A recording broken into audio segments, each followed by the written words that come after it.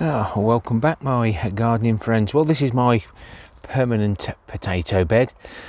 It was a place to put all the soil and the last of the ingredients that went into my raised beds. We run out of scaffold planks and it doesn't look like we're going to get any at the right price, so we're changing things around. We're going to be using pallet collars, 1 high, 2 rows and 4 long here.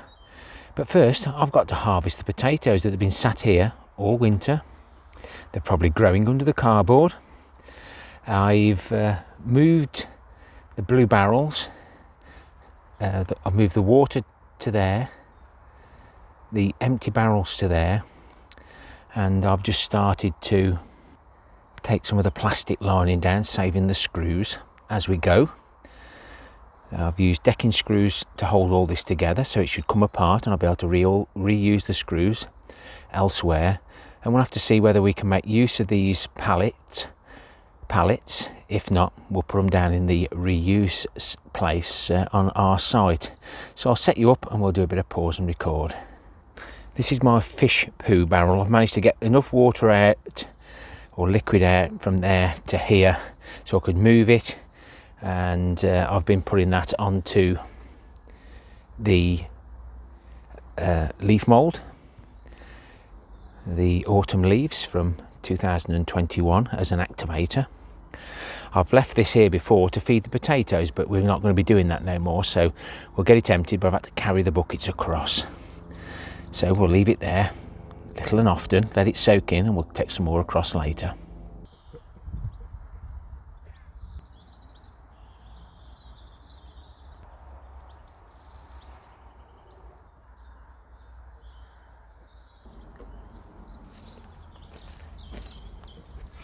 Now, like my raised beds, we built everything up in layers, so my intentions are to scrap down to the bottom, move it over, mix it up, then I'll bag it up afterwards. But main thing today is get some of these potatoes out. They are chitting, we know that, you know, they've been in the warm, insulated.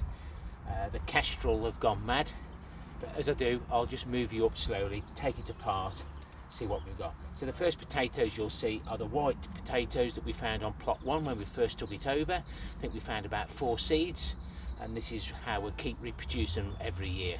So we'll crack on with that, and I'll show you what we've got as we go along.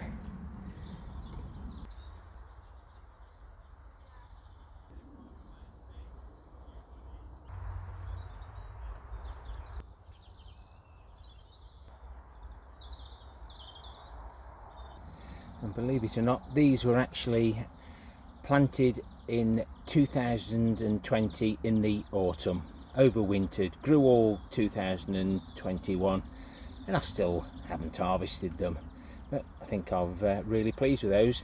The low section on the left is what we've already harvested, and these were what were remaining.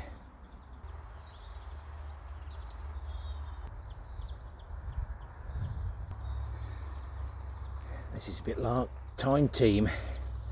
This is one of the layers. This is a nice thick layer of hops which has now been compacted down. This is why I wanted to mix it.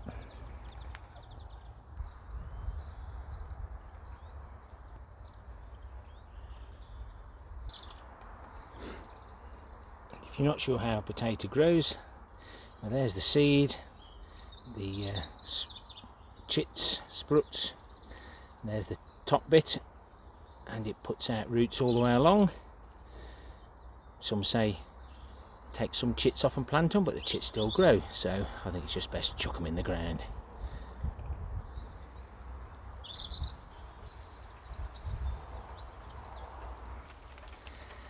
April showers.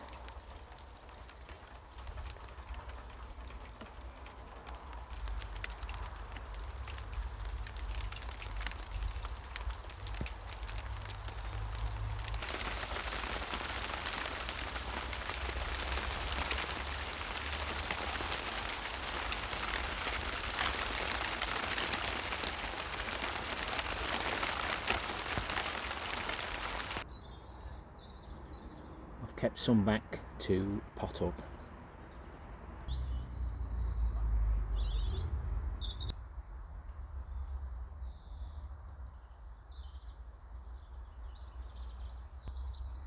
Again, I've saved a few for seed.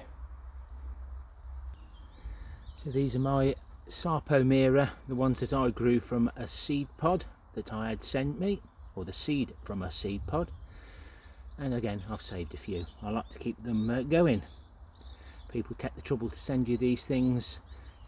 It's nice to keep them going each year.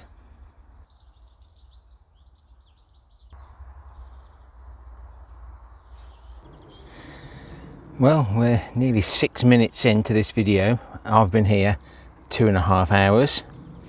Little and often, ooh, I'm breaking my rules, but it's been well worth just giving it a good mix.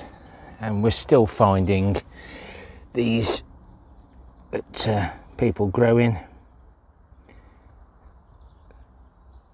still not breaking down. I definitely wouldn't use those, but overall, other than picking out some of those clay balls, it hasn't been too bad at all. It'd be nice for this to dry out a little bit. Let's have a look at the potatoes. So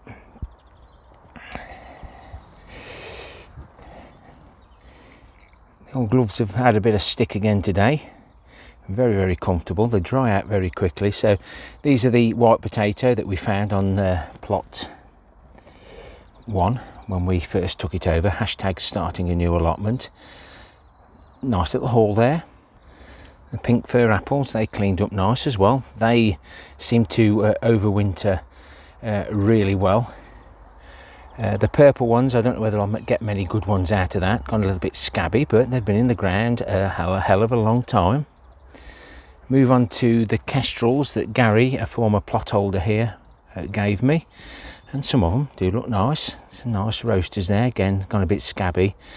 Not sure whether I added the log ashes to this, but they look okay. And these are the Picasso from Alan from the Dawn Chorus plot.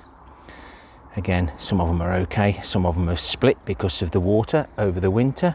And I did forget to say that these are from Steve at Steve's Allotment. He sent me those. And the Sapos from my own seed that we grew. Took 3 or 4 years to get there. And again, we've saved some seed. Get them potted up shortly. Now, if I was going 4 pallets high, this soil compost mix would be absolutely ideal, but I'm only going to have 8 pallet collars. So we're going to have to find somewhere to put it, and this bed here can be topped up 6 inches. There's a little bit of room in this bed. I use the cocoa coir as a mulch, but on its own it's no good, and you can see the worms are bringing the soil to the top and they'll drag the cocoa coir down to the bottom. Let the worms do the work for us, but I think I'm going to give them a little bit of a hand. Shocking, shocking. Found a weed. Well, we spent 3 hours on the plot. It's time to make my way home. Mrs. K has got the dinner on, and I've got the 2 pots of kestrel. They're the 25 litre containers that the cannabis growers unscrupulously threw away. 2 for Alan, the Picasso, and 1 of the Sapo Mira, and we've topped this bed up and tickled it in.